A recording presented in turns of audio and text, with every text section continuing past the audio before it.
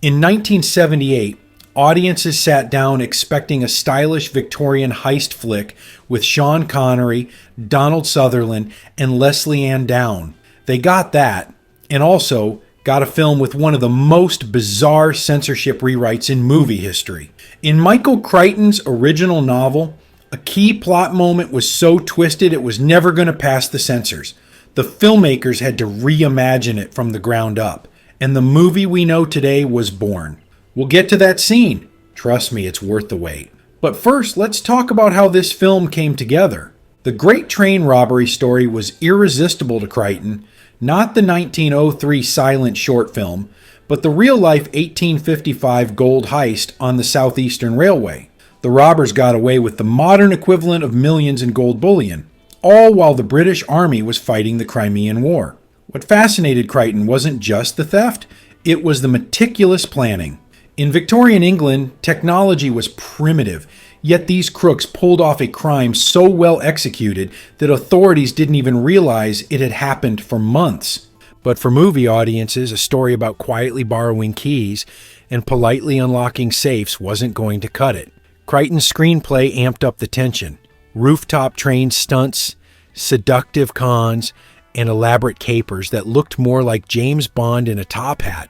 The real Edward Pierce never leapt between speeding carriages, but Sean Connery did, and he did it without a stunt double. That was no small feat. The roof of a moving train is not exactly OSHA-approved workspace.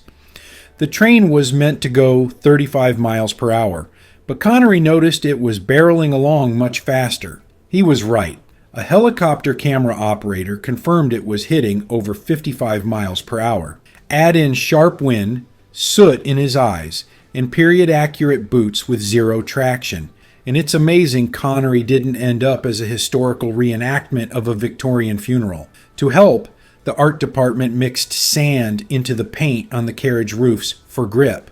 Even then, during one leap, Connery slipped, lost the bundle of clothes he was carrying, and ducked out of frame to grab them. It's all in the final cut. Blink and you'll see it. Donald Sutherland wasn't scaling train cars, but his own scenes weren't exactly comfortable. He was often in full wool suits and hats under hot studio lights or blazing Mediterranean sun. Lesley-Anne Down, meanwhile, was cinched into corsets so tight she joked she could barely breathe enough to deliver her lines.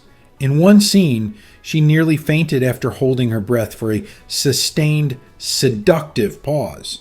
And then there was Wayne Sleep as Clean Willie, the tiny, nimble convict recruited for his ability to scale walls. In the script, he escapes over a 60-foot prison wall. Stunt coordinators looked for someone small enough to double him. No luck. Sleep was just 5 feet 2 inches, so Crichton told him, "It has to be you." Sleep protested, "I'm an actor now, not a stuntman," but ended up doing the climb himself. The risk was real. A fall could have been fatal. Production designer Maurice Carter faced his own challenge, creating authentic Victorian England in the late 1970s. Shooting on location meant dodging TV antennas, modern cars, and telephone wires, all of which had to be hidden or digitally removed in post. Costuming was also a task. The wardrobe team spent weeks sourcing real Victorian garments from private collections, which meant Connery and company were wearing 100-year-old fabrics. Delicate, irreplaceable, and not built for running along train roofs. And then there's the infamous ratting scene. Ratting was a real Victorian betting sport. A terrier in a pit full of rats with wagers on how fast the dog could kill them. Crichton wrote it in for period authenticity, but didn't expect the animal wrangler to take it literally. On shoot day, the terrier was a professional ratter, and the rats were live, captured from sewers. Cameras rolled, the dog lunged, and the scene turned into genuine carnage. The local SPCA heard about it, but no legal action followed. Even stranger, the dog had been smuggled across the Irish Sea to avoid quarantine, appeared in 2 different scenes, and then quietly disappeared back into obscurity. If you're enjoying this video so far, please hit that subscribe button for more behind-the-scenes tales. The good, the bad, and the ones the studios would rather we didn't talk about. Now, back to the video. While much of the production was centered at Pinewood Studios in England, Several key exterior shots were filmed in Ireland to capture the period-appropriate countryside. The Irish weather, however, was relentless. Rain would roll in within minutes of setting up a shot, forcing the crew to scramble to protect camera equipment and costumes. Sean Connery later joked in interviews that half his wardrobe had mildew by the time filming wrapped there. To keep continuity, production assistants had to pat down the actors with towels and hair dryers between takes so the rain-damp clothing wouldn't appear and disappear on screen. Those gleaming gold ingots seen in the heist sequence weren't just painted wood, as in many other productions. They were actually cast from solid lead and plated to give them realistic weight and shine. Each bar weighed close to 25 pounds, meaning the actors had to genuinely strain while lifting them during the robbery scene.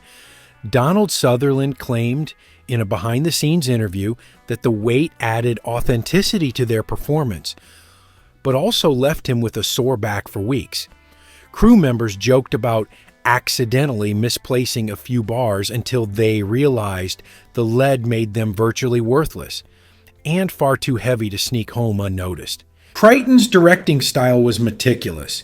He had a background in medicine and a love for historical detail, so every gadget, lock, and railway tool in the film was period accurate.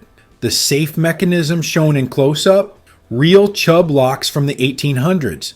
The key duplication method, pressing wax molds, was historically correct. The wax was even sourced from a traditional Victorian candle maker for authenticity.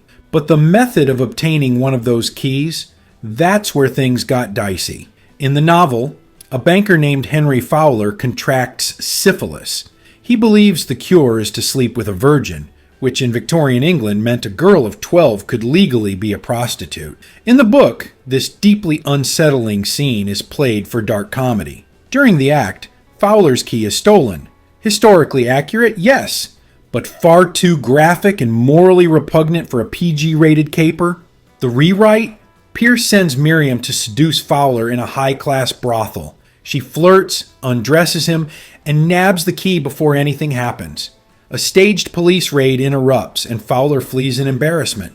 It still gives the audience the seduction and theft beats, but without crossing a line that would have had censors and audiences walking out. Crichton was reportedly fine with the change. In interviews, he said the point was the ingenuity of the theft, not the explicitness of it. Still, for those who read the novel first, the movie version feels sanitized. When the Great Train Robbery premiered, it was praised for its charm, pacing, and Connery's charisma.